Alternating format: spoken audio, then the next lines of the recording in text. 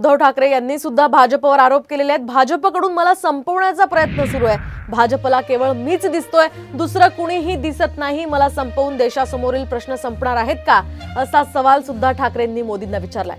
आता जनता तुम्हाला संपवणार असल्याचा इशारा सुद्धा यावेळी ठाकरेंनी दिलाय, तर इतर प्रश्नांवर ठाकरेंनी भाजपला घेरलंय। उद्धव ठाकरेंची संपूर्ण मुलाखत तुम्हाला सकाळी 8:30 वाजता पाहता येणार आहे।